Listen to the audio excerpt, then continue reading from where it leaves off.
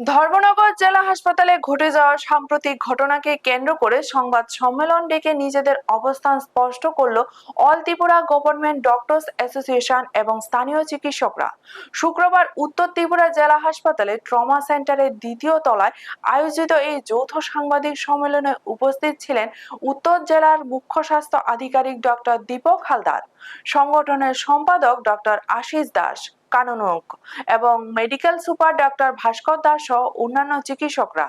সংবাদ সম্মেলনে চিকিৎসকরা দাবি করেন, হাসপাতাল কর্তৃপক্ষ ও চিকিৎসকদের বিরুদ্ধে যে অভিযোগ তোলা হয়েছে তা সম্পূর্ণ ভিত্তিহীন। কর্মস্থলে চিকিৎসক ও স্বাস্থ্যকর্মীদের উপর হামলার চেষ্টা এবং হুমকির তীব্র নিন্দা জানিয়ে তারা বলেন, এই ধরনের ঘটনা চিকিৎসা পরিষেবাকে ব্যাহত করে।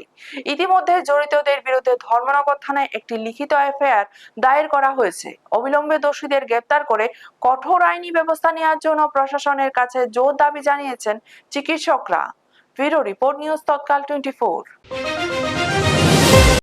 আমরা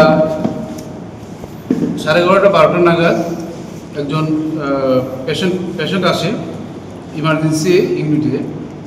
Abdul Jalal Uddin, 60 years of age, from Rajbari Dharmanagar থেকে। ওনাকে নিয়ে আসার সঙ্গে সঙ্গে আমাদের যে ইমার্জেন্সি মেডিকেল অফিসার ছিলেন ডক্টর সোমালীনাথ, ওনাকে তৎক্ষণাৎ পরীক্ষা নিরীক্ষা করে দেখা গেছে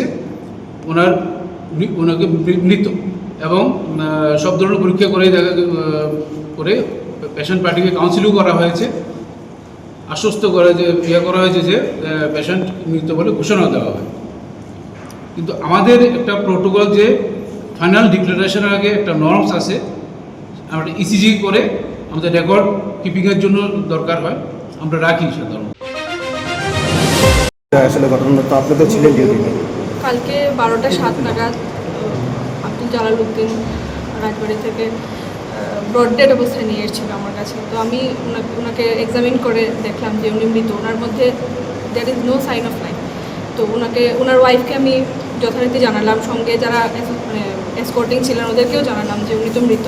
তারপরে ওরা মৃত মানুষের উপরে আমাকে বারবার চেষ্টা করুন, চিকিৎসা করুন, ওরা বারবার প্রেশার দিচ্ছিলেন। মৃত মানুষকে আমি কিভাবে জীবিত করবো, আপনারা এই বলুন।